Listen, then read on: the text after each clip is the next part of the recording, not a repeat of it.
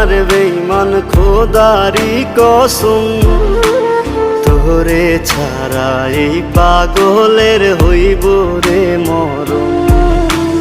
যখন ভালোবাসলি আমায় ভাবলি না তখন, শ্যামলা নাকি কালো আমি ভাবিস তুই এখন। হায়রে শ্যামলা নাকি কালো আমি ভাবিস তুই এখন। হায়রে শ্যামলা না